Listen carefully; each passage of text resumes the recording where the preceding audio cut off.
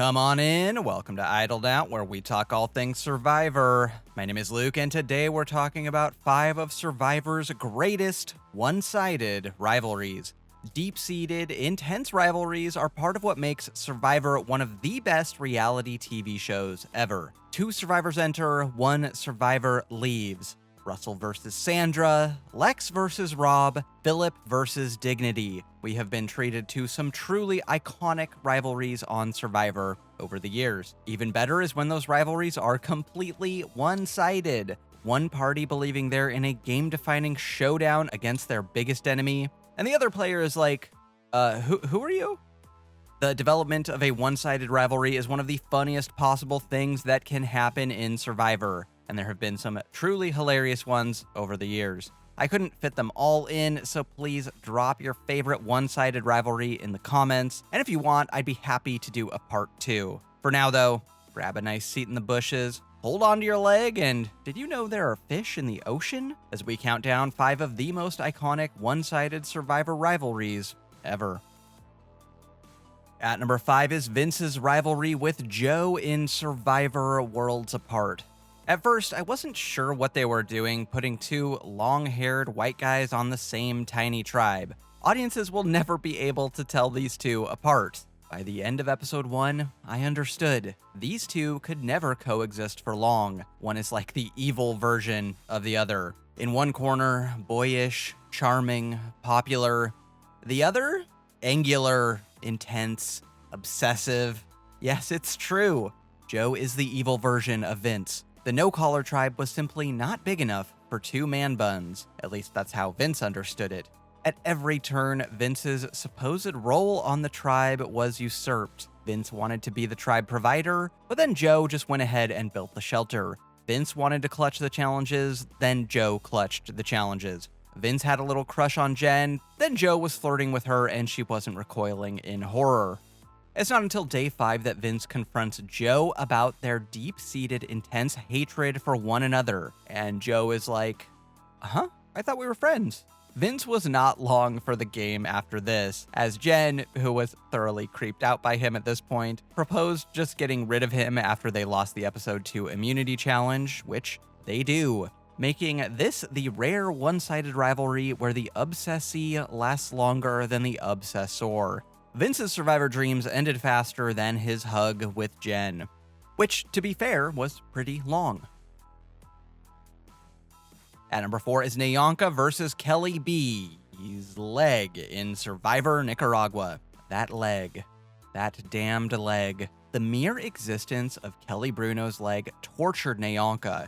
She obsessed over that leg. It haunted her dreams. Look at it, just sitting there, menacingly. Naona's brain must be half futon, because Kelly B's leg lived rent-free in there for weeks. On day 1 of Nicaragua, Kelly took her tribe aside and let them know, hey, I have a prosthetic leg. It's not a big deal. Now you know. Everyone else is like, okay, cool. Naona took that personally. I don't want people to be getting mad at me because I'm talking about her leg, but it is a game for the title Soul Survivor plus $1 million. So I'm not going to treat you as an outcast. If you feel like you can outrun me, girl, let's race. Confessional after confessional after confessional, Naona bashed the leg. And for what?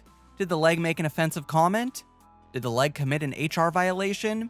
Is the leg 150 to 200% satisfied with its wife? To my knowledge, it didn't do anything bad. It's just a leg. This is extra funny because Kelly is just about the most average Survivor player to ever exist. On no planet is she worthy of any sort of rivalry.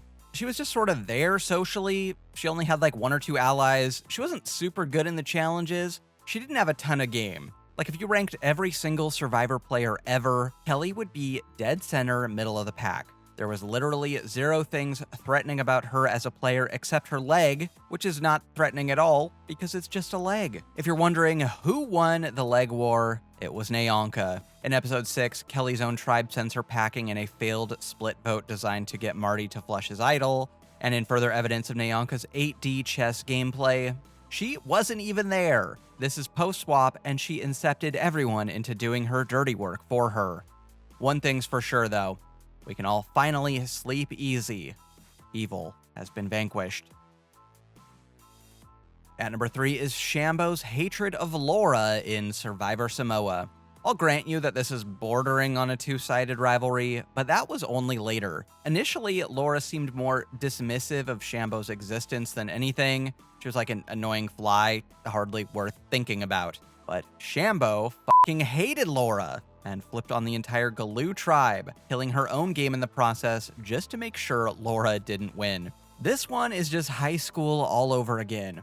You've got the popular girl, you've got the rural redneck. These two were put on the same tribe precisely because they would never ever get along. Galoo was a very cliquey tribe and Shambo was not in the clique, in part because she was sort of socially awkward and obnoxious, but mostly this was just a young, hip tribe and there weren't many people on the tribe that she could really connect with. And to be fair, I do think Shambo somewhat correctly blamed Laura for fostering a tribal environment which excluded her. However, in Laura's defense, I don't think she thought they would only go to one tribal council. I'd say there were two things going on in Shambo's mind at this point in the game: horrifying Lynchian dreams and a rapidly growing hatred of Laura. Didn't help that when she finally tried to open up to Laura, it didn't go super well. My brother Terry died of meningitis when he was about 3 months old. And then my sister Donna died of cancer the day before her 27th birthday. That's sad. Well, they're better off. And Shambo? Fuck you. So who won the one-sided feud? Shambo, of course, who, as I mentioned, flipped on Galoo to give Foafoa the numbers to take out Laura post-merge, ending the game of every single member of Galoo, including herself, by giving the Foafoa both numbers and momentum. Sorry about that, Laura. You'll be better off at Ponderosa anyway. At number 2 is Coutura's beef with Bruce in Survivor 45. Survivor did not miss an opportunity to show Coutura hating on Bruce again and again and again. Did I mention again?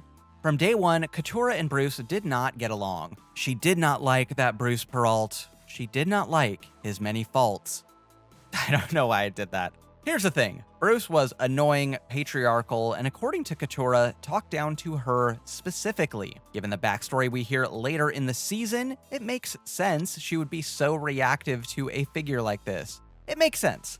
But Survivor milked this for all it was worth, like they were Purple Kelly at a Nicaraguan farm. Did the editors have a Coutura-hating Bruce quota they had to meet? Was this like when it's the end of the month and cops start ramping up how many speeding tickets they give out?